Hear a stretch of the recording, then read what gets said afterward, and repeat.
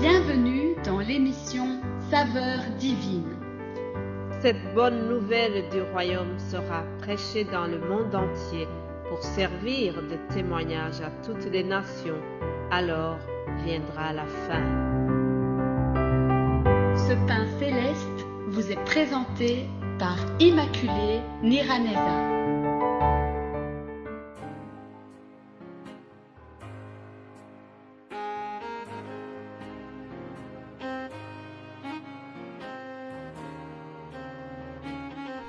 Je vous salue, très chers amis qui suivez l'émission Saveurs divines. Que la paix de Christ soit avec vous. Je bénis l'Éternel qui nous fait arriver à ce vendredi. Nous terminons notre semaine. J'espère que vous avez été bénis par tout ce que nous vous avons partagé. Avant de faire le dernier message de cette semaine, je voudrais juste donner cette parenthèse concernant la mise en garde que Jésus nous a donnée. Jésus-Christ nous a prévenus à propos des faux prophètes. Lorsque nous lisons un verset qui est extrait du long sermon, celui qu'on a appelé le sermon sur la montagne, nous voyons une parole que Jésus a dit à ses disciples en les mettant en garde concernant les faux prophètes.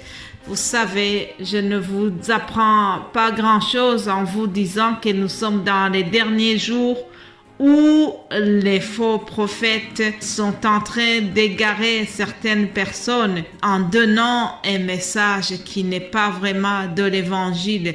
Certains ont fait de l'évangile un business, un moyen de survie, et alors des fois nous trouvons vraiment des faux prophètes qui ont tordu le message de l'évangile. Mais Jésus-Christ nous avait prévenus de tout cela. Écoutez ce que Jésus a dit à propos de cela. Matthieu chapitre 7 au verset 15. Je lis ceci. Gardez-vous des faux prophètes. Ils viennent à vous en vêtements de brebis, mais au-dedans, ce sont des loups ravisseurs. Vous les reconnaîtrez à leurs fruits. Cueille-t-on des raisins sur des épines ou des figues sur des chardons? Voilà la question de Jésus, mais il nous dit que nous allons reconnaître les vrais serviteurs de Dieu à leurs fruits. Alors, quels sont les fruits dignes d'un vrai serviteur de Dieu? Comment reconnaît-on les fruits de l'Esprit Saint?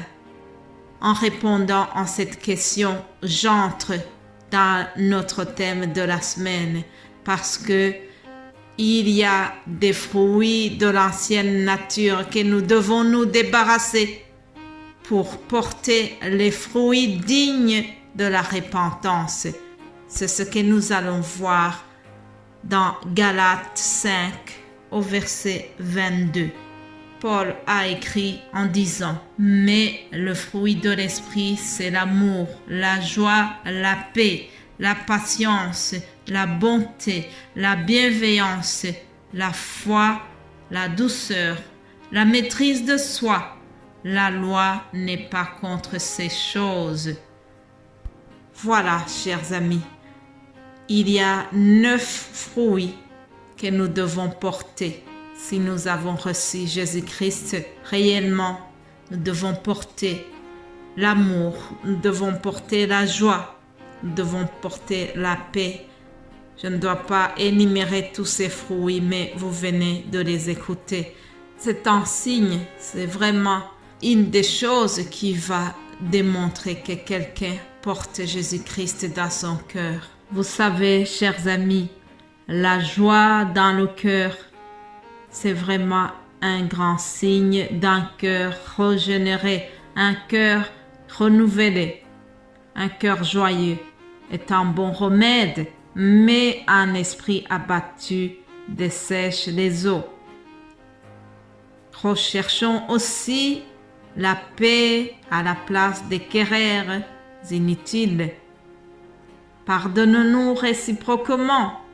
La parole nous dit que celui qui couvre une faute cherche l'amour. Alléluia. Nous devons vraiment revoir tous ces fruits. Débarrassons-nous des mauvaises paroles, mais diffusons les paroles agréables. La Bible nous dit qu'elles sont un rayon de miel douce pour l'âme et elles sont salutaires pour le corps. Alléluia. Je prie vraiment que les auditeurs et les auditrices de Saveurs Divines puissent avoir des paroles agréables et qu'ils soient capables de diffuser ces paroles, que nous soyons aptes à donner des compliments quand il le faut. Ne soyez pas chiches pour donner des compliments, chers amis. Ça encourage. Amen. Et pour terminer cet audio, je vous prie, chers amis, débarrassons-nous de l'orgueil pour porter l'humilité de Christ. Débarrassons-nous de l'orgueil, de l'esprit hautain pour porter l'humilité de Jésus-Christ. Il s'est humilié lui-même, se rendant obéissant jusqu'à la mort, même jusqu'à la mort de la croix. La parole nous dit qu'il a été méprisé et abandonné des hommes, homme de douleur et habitué à la souffrance, semblable à celui dont on détourne le visage. Nous l'avons dédaigné, nous n'avons fait de lui aucun cas. Cependant, ce sont nos souffrances qu'il a portées. C'est de nos douleurs qu'il s'est chargé et nous l'avons considéré comme puni, frappé de Dieu et humilié. Mais il était blessé pour nos péchés, brisé pour nos iniquités. Le châtiment qui nous donne la paix est tombé sur lui. Et c'est par ses meurtrissures que nous sommes guéris. Alléluia.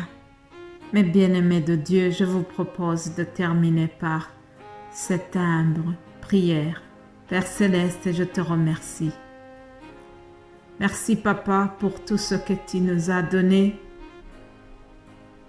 Nous avons humblement partagé ces messages, mais nous savons que tu vas les revêtir de ta puissance.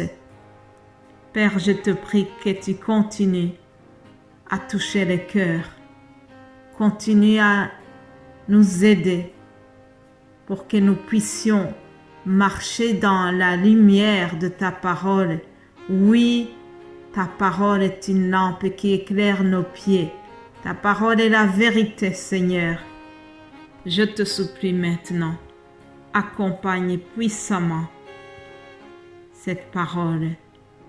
Bénis chaque personne qui écoute ce message. Bénis aussi les serviteurs et les servantes de Dieu qui ont contribué pour que cette semaine soit riche en messages.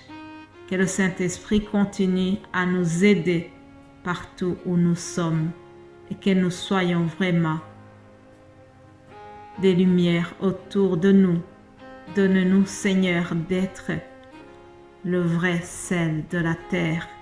C'est au nom de Jésus-Christ que j'ai prié. Amen. Voilà, chers amis, nos émissions se terminent ici et nous allons reprendre lundi. Dès lors, je vous souhaite un excellent week-end. Que le Saint-Esprit vous donne la joie et n'hésitez pas de partager ce message autour de vous. Vous serez bénis au nom de Jésus-Christ. Amen.